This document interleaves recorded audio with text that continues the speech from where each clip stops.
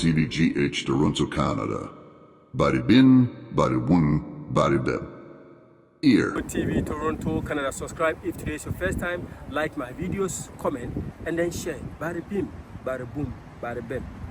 Alright, adishima mama church will be aba Milo TV kasafidie so say ne eye day di kan de say we ne say wo subscribe to Milo TV we are no like no comment na afi wo share Milo TV eye YouTube channel I create e Toronto, Ontario, Canada 4 years ago and you create this YouTube channel gradually and nam wo a wo hwe me omodimbo ene wo mpai bo ene wo tu ho acha dani day nyina wo say wadaage na wo hwe this YouTube channel of course se me chia na matene me saa kakra obi be hia no obo abaso obi be hia no obo so bo obi be hwe na you know saa la no obusuafo menye obi amaso eden no way sanse mo empanimfo ya na mka se de o twasa wonim se ne chia of course obi ni ho a wotene e wasasi so okay nti dani day nyina se nema bi entwa yi a momfa kene mekeni machi na you know you go direct to the comment section o de hye ho a ye behwe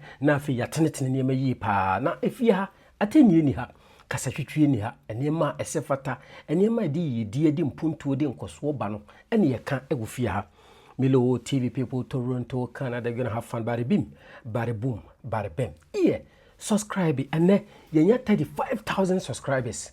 Wow, 35,000.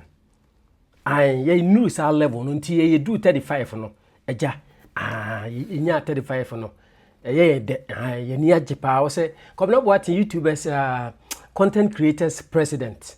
Only Mr. Bruce. Munina mon sorry nafi. We need to celebrate. I you 35,000 subscribers.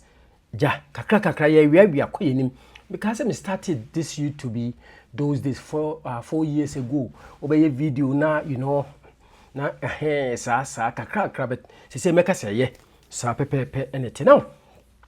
Abusu ene ye bedi nkomo e wo fie ha ene sen Ontario yem premier of course owura your friend Doc Ford what the nhihye bi aba abonten your friend bill 60 ye de honsem e brew wonim se enema bi ikoso wo Canada ene obi kura ntimi nkogina ba bi MBT ne chest enkase bi a o ye Canadian ana enye izio enema basa ena ekoso e wo kura mu say the omni say ade your friend ATM machine on say mostly say ukọ bank na ukọ bangia na say ukọ akoye o transaction bi na unru ne bia time ne nti e bia wo drive traffic a chill ne bia kakra wakọ akodu banga oduru ya ma close of course ukuta bank card a utimi ko machine isi ho no why then keka sika kutawa utimi de to no okay after that say opesika nso a utimi withdraw sika that is what we call ATM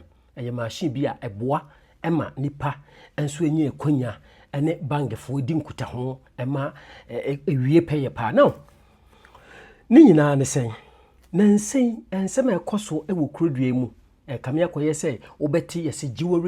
elderly jewelry store owner is closing up shop. It's a hot day. He's taken off his shirt. Suddenly, terror strikes.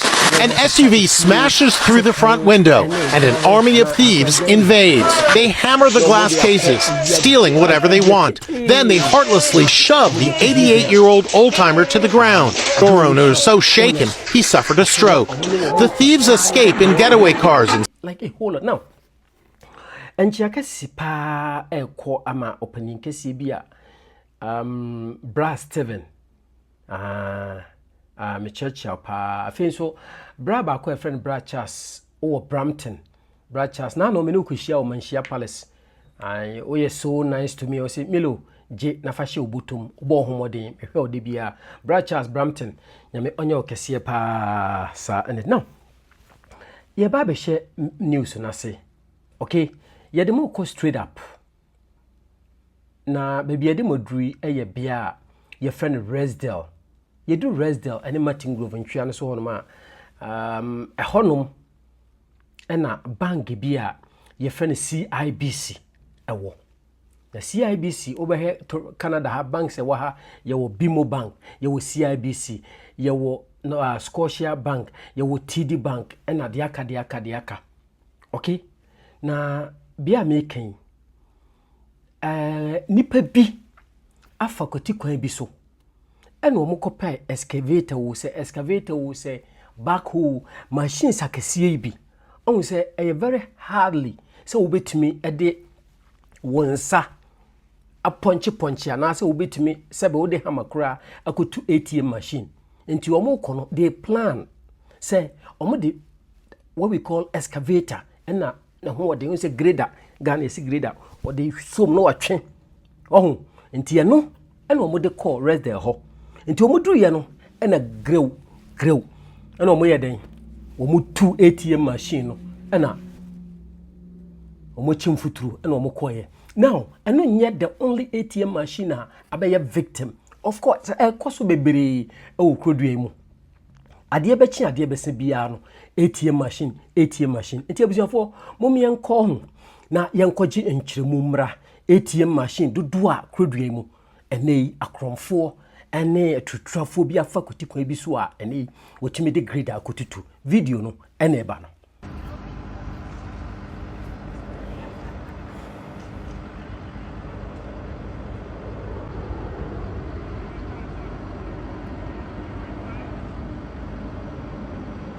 Entire ATM is hauled off in a front loader larceny. Yeah, thieves used an excavator to rip an ATM from a bank drive-through. The money machine was stolen from the Chase. First, you see a truck hauling a trailer pull up into the shot. Then, the front-end loader. Watch them drop the ATM machine into the truck bed. You can almost hear the boom when it lands. And I was just surprised that we caught it on camera. When the co-owner of All Floors of Orlando heard about the heist, he checked his surveillance video to see if anything happened in his back lot.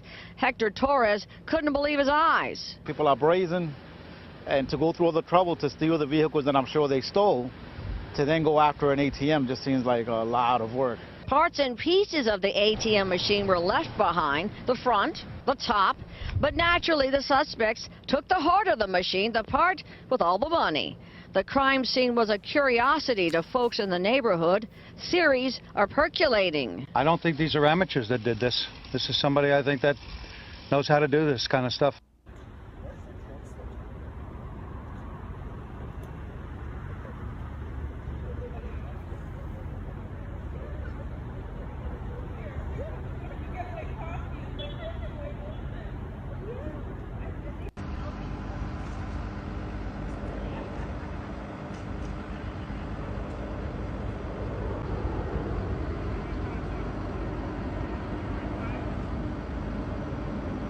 Entire ATM is hauled off in a front loader larceny. Yeah, thieves used an excavator to rip an ATM from a bank drive-through. The money machine was stolen from the Chase. First, you see a truck hauling a trailer pull up into the shot. Then, the front-end loader. Watch them drop the ATM. Okay, na wakohwaba na chese de ekoso wo Canada animanimi ye no ai hokra we here resident so detention center bi kura wo before say we do radio station and ne sankofa radio ekoye presentation no won sabenkum so wonom enti de ekoso wo Canada animanimi ye no obehwe na nipa bi arrange na ATM machine no na ode excavator eden Jericho afasu no mo de akudwiri eden afiro now yento aso obia nim say World Cup 2026 Canada, Mexico, USA na omo hosti of course ye guso aye nhihye sempo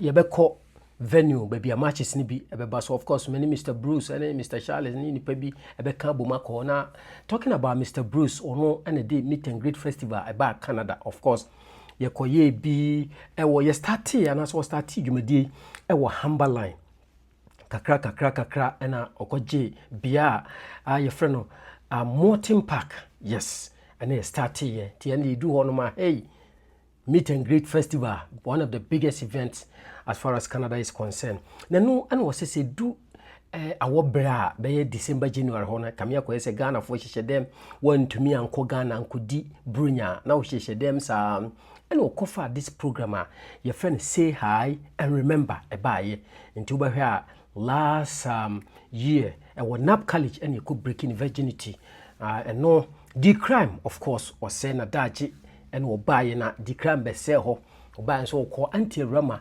honum ɛwɔ 2777 Kipling with the steels no do Kipling no make left first second building na jawadwe ho obesa nkwan se fieto anti rama shout out to you ono so onya yi o so mumye nyina ye kabom ne du ho a yenko na yenkoja anti rama.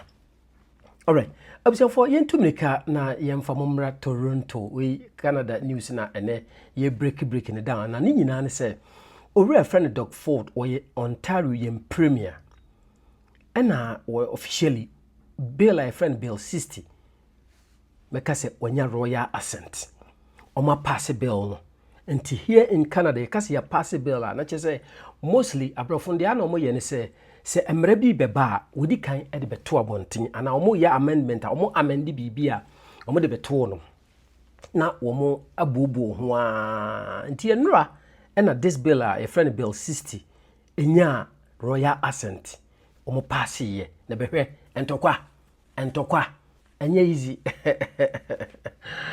Democrat tema yura Doug Ford na cheze okay mum yenko ne yenko hwe de si ye entokwasem won komra we si say like ana menti enema bi ase now bill 60 no asekire eyetiawa ni nyina ne se watisika na wako handan na boso bebeso na wuntua wo dan ka na efiwura no ho akonya se otimi effective efifie ho eno nso abrofo yi omo huri kosoro de omotiko beba fama ebehwe fama omo so omotiko aiden apai omonte ase ene ebehwe demonstration ema police and security kura eyi bi mo omo yi bi mo aiden efiri dem ho because they na omo ye no na ensem fata eti nipa bi ba be kireche omadwen efa ho with regards to this bill 60 ya abaye ho ntokwa ne nti yenko ginchiremu demonstration no and details bill 60 any. Ontario passed bill 60. Here are the changes. 1. If you miss rent, now you have only 7 days to pay. 2. If a landlord wants the unit, they may not need to give you compensation. 3. Tenants cannot raise many complaints at hearing unless they pay 50% of the owed rent. 4. Appeal time is now shorter, only 15 days. 5. Bill 60 gave more powers to landlords and less protection to tenants. Follow for updates.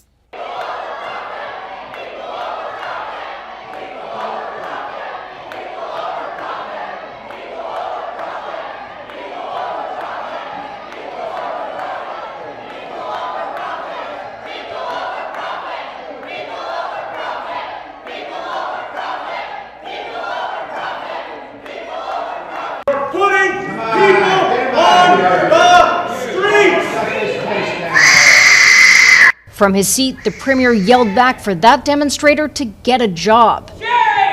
It's totally unbecoming of the office of the premier. The man on the receiving end agrees. Doug Ford hasn't had to go looking for a job in a while. He has no clue the difficulties that people are facing.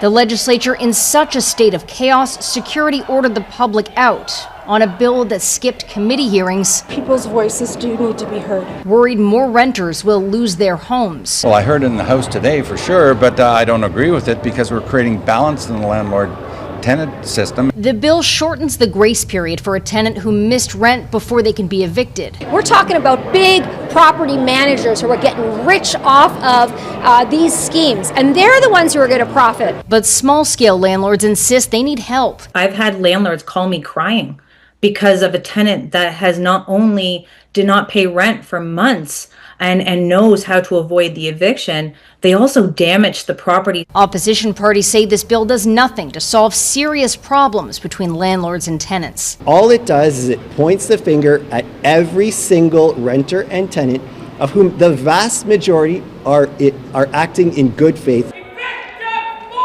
Frustration and fear that exploded into the open. I understand why people are upset because they're desperate because they can't afford to live in Doug Ford's Ontario.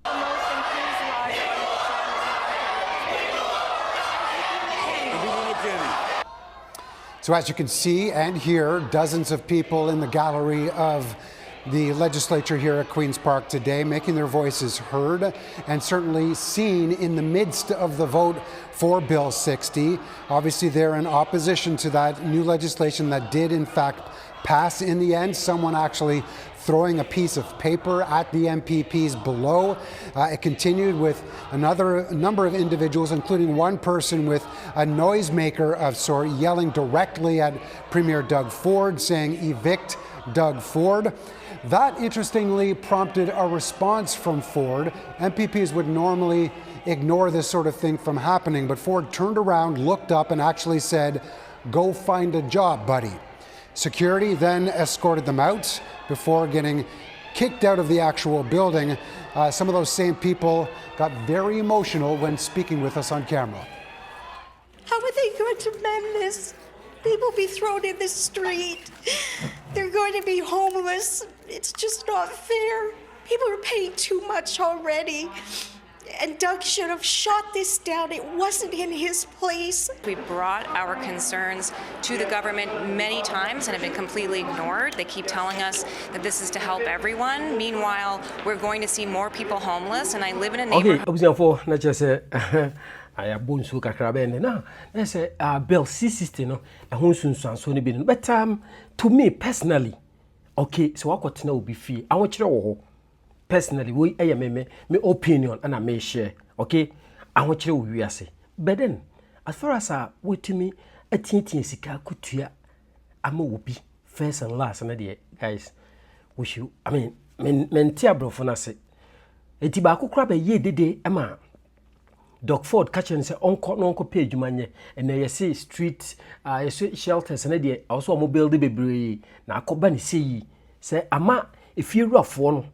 Enye to me as tenants, sir, and a question. Open details are you go straight to Bill 60 or Google Benya and Chimu. Oh, observe for Milo TV, subscribe, we are like no comment now if you watch it now. Yeah, what bill be so? This bill, your friend Bill C-12. Bill C-12, no. Current Canada Prime Minister, one immigration minister, and no matter no my and she say, and they nipa bi ewo Canada.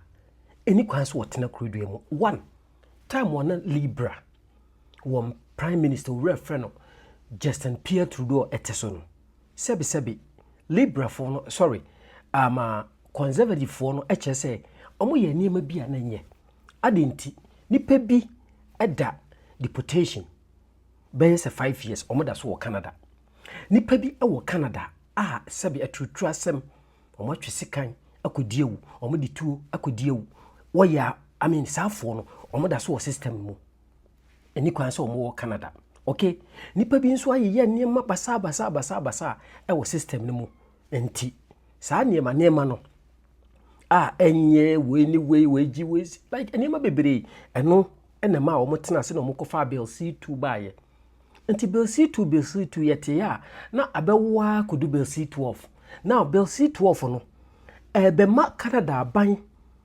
the power be or vested power into the workers, especially womo border no CBSA for no say we free amanone aba e bia we free krofu froso aba na be do border na you have to control you well and no eye baako the toso mi no this bill C12 ye emra ene hihye da ho kire say empo say Canada abanya gye watum say we refugee o say aware o say denye o na wagye watum awode o PR a start say all process the amount enya bia se koba se wo ho atechema bi e bia wakoye bibia etia Canada emra ombe frɛ no mo eden omo revoke o PR no afei wo kuta o PR o system no mu wo nso wo ya no se wo koye bibi boni bia aban ni free say o kra de bia sebe wakoto obi mu na bi wakokuntokwa watwe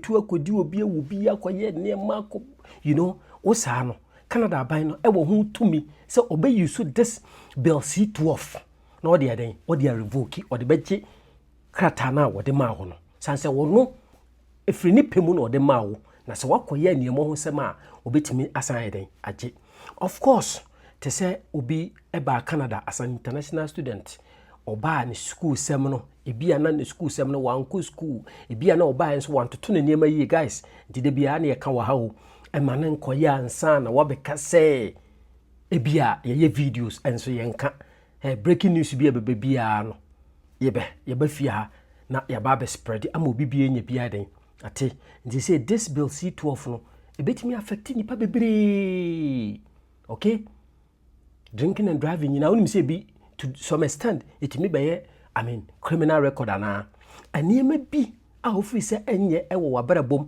aniema bi a wo Ghana na wutimi ye no guys ma men kan kire ti asemo ne tie ni yi abruchiri ha Canada ha dwanto ahene bi ani ha obi se kodwa ha oni yes I have to tell the guys ebi mususa boys ne bi wo 24 years ebi wo 25 years sabe yenom kra ye ko ye mpanimfie so kra say ebi frayen etu yenfo ye tie nso enti ye wo se yenso ye kasa kire young guys no omo fi so mbeti de ontie a ono free say oye gangari oye asobrache no fine ebi obi wo so obi otunifo ba urge you say pacho p we young guy wo aha wotena ha eye pa ebi si wuyi okay enti mo ni na ho toto woniema stay away from trouble. And yes, sir, this bill C-12 would affect you. A bit me affect you. Okay? Na me ka sembi na no ye video bi wa so obeka ya boy bi obeka school or the school visa na ba ye odi edro nya ne krata and wo free ha ekọ ye dim okọ fie krom straight. Tie story ni ye o ware avail okọ direct. Okọ du ye no otime renew ne passport. Okọ ye ne Ghana card. Okay? Ne Ghana card, ne driver's license, afi ni ohip no Ghana NHIS no National Health Insurance card. Wotimi akoye sa ne mo wanyina nti oba ya omo ponche na on se krata nya no se ofa refugee la na wunya aba ne de krata na hye wonsem. Ana se oba ana be ma sponsor won so a enam oba no so ene waje watena enam be ma no so na waje watena. Nti aban de na aya na ni ewo ho yi pa. Okay? And that's why I'm telling you, say, ma wani nya den ena ho. Wanya okrata ya jiwotum. To boase. And I mean, to boase kakra. Mo nipa mo ba achiri be 2 years ago no. Mo ba be rise. Mo be cut up. Why am I saying this? Yenuma ye di kan e da me mani ka me de me ba be ye ho ba bi kra. Ye wo fa no ma e beto wo mo ye papa no ma ye nana no ma beto wo mo no. Ye behu mfumso bi omo ye retry sa mfumso no enti mo ba enso ya mfa nkame mo ene ya kirekire mo say this that enti what do you have to do we obi a oye badwemba we obi a oye city we obi a woni da hopa I'm telling you obeko onim I'm telling you ebe farmer gidi there are people in the system Enrico Papzilwa I advise you omutie within 5 years be more to houses. There are people in the system, they listen to some of us. Within 5 years, they live, live which is will be at more than 10 years. I say, make us or man tembet or my besi di camfono. And guys, mummy may in the obi man so near one, or my jantua hiniso, or my me of fire assembly man, men and I MP seminisono. What the why they be in now. No one or nobody is above the law. And Timon now, ne yari. Abusia. Me do be see I'm the Prince Kojuteria, Milo TV, Toronto, Canada. Brachas once again, Yami unsure no your coma so adema. Bari bim, bari boom, bari bem. Yeah, subscribe. We are liking or commenting our share. Madam was saying so any more subscription. Kakra mudi bedru. Sam Pempensui. 35,000 subscribers. Makramo. Milo TV. Milo TV.